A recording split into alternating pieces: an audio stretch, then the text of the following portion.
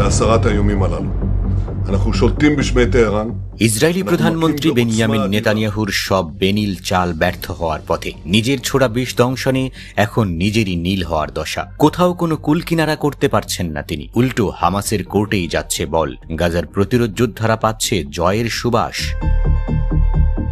গাজায় দুটি লক্ষ্য নিয়ে যুদ্ধ শুরু করেছিল দখলদার নেতানিয়াহু। ফিলিস্তিনি প্রতিরোধ বাহিনী হামাসকে সম্পূর্ণভাবে নির্মূল করা এবং সব ইসরায়েলি বন্দীকে ফিরিয়ে আনা। কিন্তু অদম্য প্রতিরোধ যোদ্ধাদের বিরুদ্ধে প্রায় 2 বছর ধরে যুদ্ধ চালিয়েও এই দুটি লক্ষ্যেই ব্যর্থ হয়েছে নেতানিয়াহু সরকার।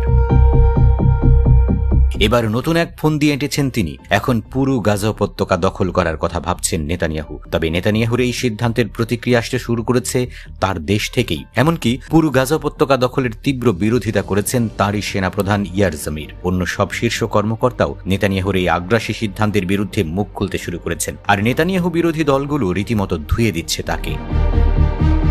মার্কিন সংবাদ মাধ্যম ওয়াল স্ট্রিট জার্নাল তাদের প্রকাশিত একটি নিবন্ধে বলেছে, নেতানিয়াহু যদি সত্যিই গাজা উপত্যকা দখলের দিকে অগ্রসর হন তাহলে বড় ধরনের বিপদে পড়তে পারেন তিনি। সাম্প্রতিক সময়ে ইসরায়েলি গণমাধ্যমগুলোতে বলা হচ্ছে, নেতানিয়াহু ইতিমধ্যে গাজা পুরোপুরি দখলের সিদ্ধান্ত নিয়ে ফেলেছেন।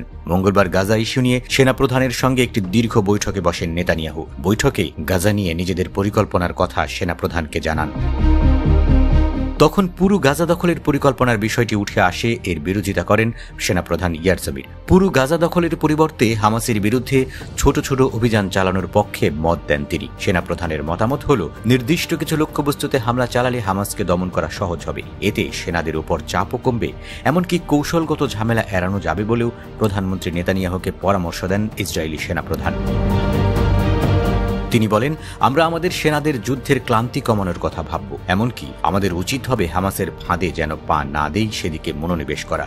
এদিকে গাজার যুদ্ধবিরতির আলোচনা থমকে যাওয়ায় এবং যুদ্ধের লক্ষ্য পূরণ না হওয়ায় ইসরায়েলের কিছু কট্টর ডানপন্থী গোষ্ঠী নেতানিয়াহুকে পুরো গাজা দখলের জন্য চাপ দিচ্ছে, যার মধ্যে অন্যতম ইসরায়েলের জাতীয় নিরাপত্তা বিষয়ক মন্ত্রী ইমাতার বেন গাভির।